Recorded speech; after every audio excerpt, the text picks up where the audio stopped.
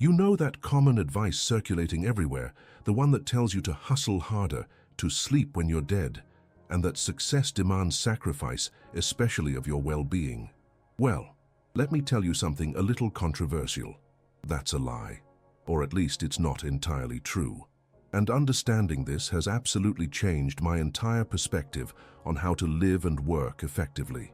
We've been fed this narrative that burning out is a badge of honor, that pushing yourself to the brink is the only path to achieving anything significant. I've been there, thinking that sacrificing sleep, skipping meals, and ignoring my body's signals was just the grind. But what if that very grind is actually holding you back, making you play life and work on the hardest difficulty setting without even realizing it? What if you're actively sabotaging your own potential by trying to work harder in ways that destroy your most precious resources? The harsh truth is, many of us are unknowingly destroying our health in pursuit of success, and then wondering why that success feels so hollow or never quite materializes.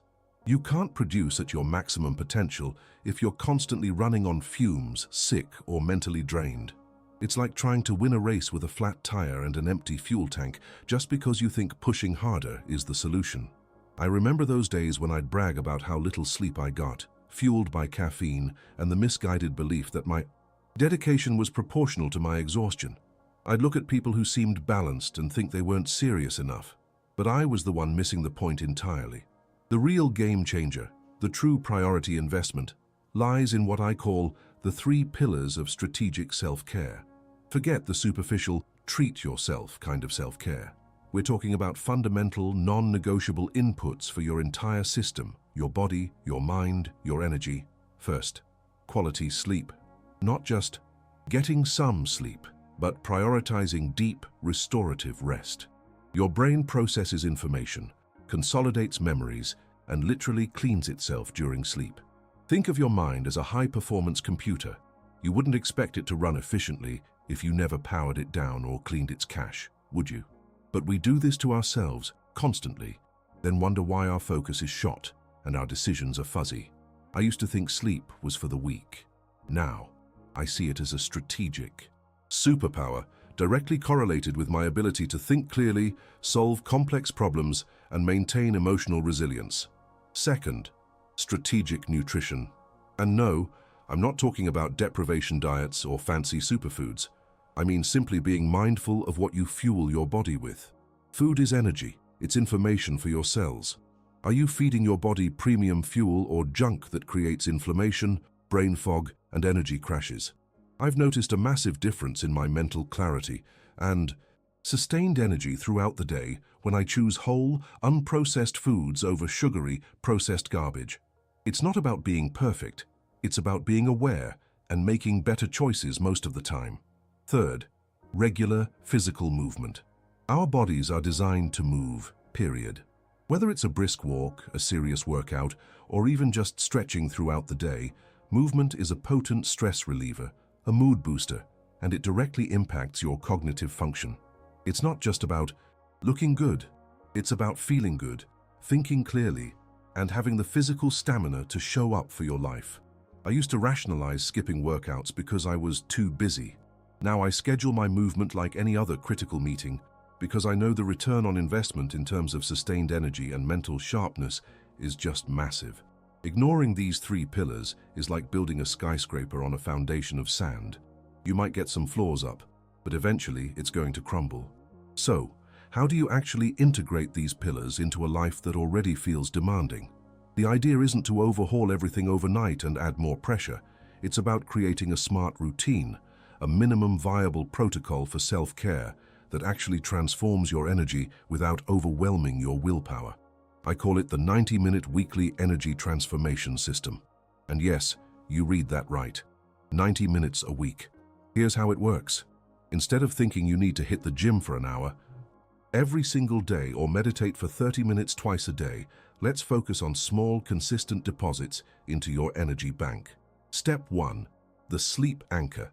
30 minutes total over the week. Choose just one night where you commit to going to bed 30 minutes earlier than usual. Just one. No scrolling, no late night work. Use those 30 minutes to wind down. Read a book, listen to calm music, or just sit in silence. This isn't about solving all your sleep problems. It's about creating an anchor, a small victory that proves you can prioritize rest. As you feel the benefits, you might naturally want to add more nights, but start with just one. Step 2, the nutrition nudge, 30 minutes total over the week. Identify just one meal you eat regularly that tends to be processed or sugar-heavy. For me, it used to be my mid-afternoon snack. Replace it with something strategic for 3 days out of the week. Maybe it's a piece of fruit, some nuts, or a small salad. Again, it's not about perfection, but about upgrading a single, consistent input. Those 3 strategic upgrades, spread across the week, already add up to a noticeable shift in energy. You don't need to cook gourmet meals, just make a conscious, small swap. Step 3. The Movement Micro Boost, 30 minutes total over the week. Pick just one day, maybe your least busy one, and commit to 30 minutes of intentional movement.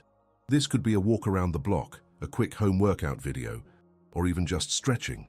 Or, if 80 minutes feels too much, break it into 3 10-minute bursts across the week. What's crucial here is the intentionality. It's not about intensity, it's about consistency. It's about signaling to your body and mind that movement is a priority. Now you might be thinking, only 90 minutes a week? That's too little. What good can that do? And I get it. We've been programmed to believe that only extreme effort yields results. But the power isn't in the amount of time. It's in the consistency and the strategic allocation. This is about building a habit, a tiny snowball effect. These small, deliberate actions start reprogramming your system, showing you that self-care isn't a luxury or an afterthought, but a non-negotiable part of your work. It's about making energy deposits instead of constantly making withdrawals. Let's talk about the true return on investment, the ROI of self-care. How can just 90 minutes a week, invested intentionally in yourself, actually multiply your productivity by 3? It sounds counterintuitive, right? Especially when we're told to hustle. But hear me out. When you apply this minimum self-care protocol, you're not just resting, you're recharging your core operating system. Think about it like this. Your brain on good sleep, good food, and regular movement is fundamentally a different machine than your brain operating under chronic stress and deprivation. When I finally embraced this, I noticed a profound shift. I wasn't just working more, I was working smarter. Tasks that used to take me 2 hours of dragging myself through now took an hour of focused, clear work. My creativity soared, my problem-solving abilities sharpened, and my emotional resilience skyrocketed. It's not magic, it's just pure, accessible logic. You work better when you're rested. But I don't have 90 minutes, you might say. My life is different. I have kids, a demanding job, 1,000 responsibilities, and I validate that. I know it's not easy, but that's exactly why you need this. Because if you're already in hard mode, constantly drained and overwhelmed, then continuing the same pattern will only lead to burnout, poor decisions, and even lower productivity. This isn't an additional burden, it's an essential fuel injection to help you handle everything else more effectively. I used to make excuses too. I told myself I was too busy building my career to prioritize myself. The truth? My career was suffering because I wasn't prioritizing myself. The moment I started, everything else became easier to manage. Another common objection is, it sounds too simple. If it were that easy, everyone would be doing it. And you're right. It is simple, but it's not easy. It requires conscious decision, consistency, and the courage to challenge that ingrained belief that suffering equals success. It's simple because it focuses on the fundamentals, the 20% of effort. That gives you 80% of the return, if we're talking Pareto principle here. Most people are busy chasing the 80% of activities that provide minimal benefit. This is about focusing on the foundational inputs that literally power your ability to perform at your best across all areas of your life.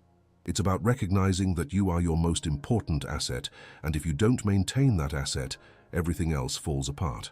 What's the point of achieving external success if you're too exhausted or sick to enjoy it? Or worse, if you burn out before you even get there? This small strategic investment isn't just about survival.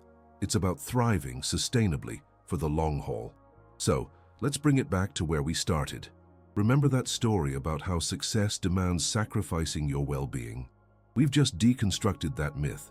It's not about working harder in a way that breaks you.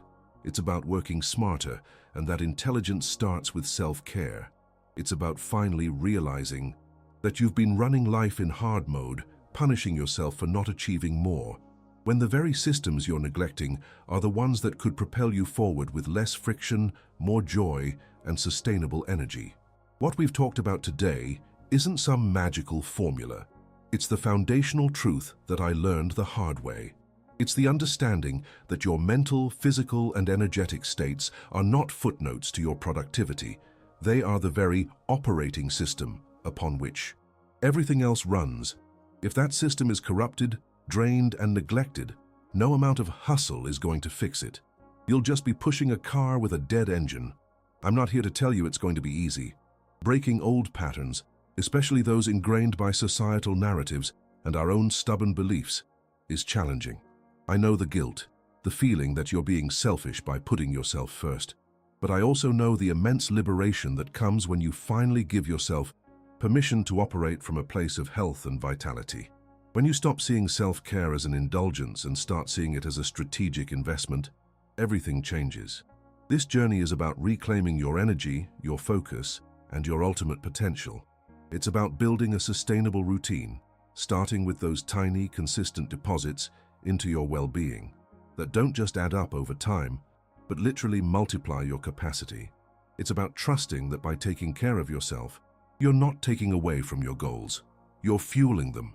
You're trading a desperate sprint for a powerful, sustainable marathon. You're finally turning off hard mode. And that, my friend, is the inevitable awakening.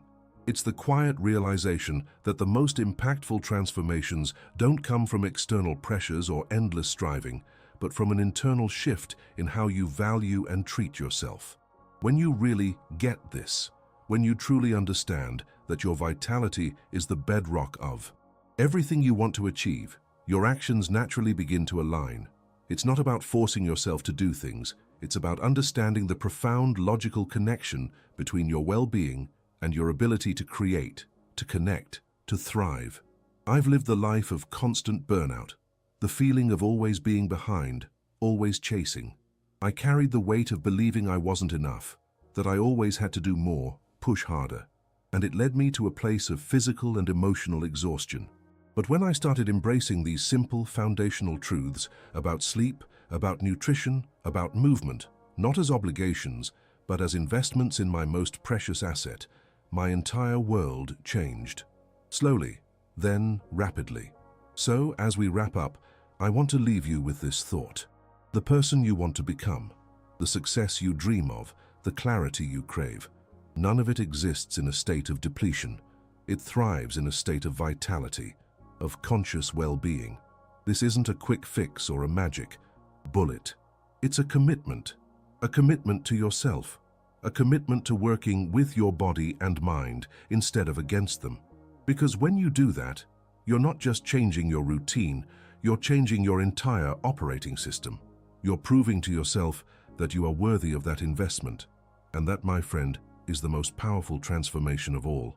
If anything we talked about today resonated with you, if you felt that exhaustion, that constant push, or that struggle to prioritize yourself, I want to hear from you.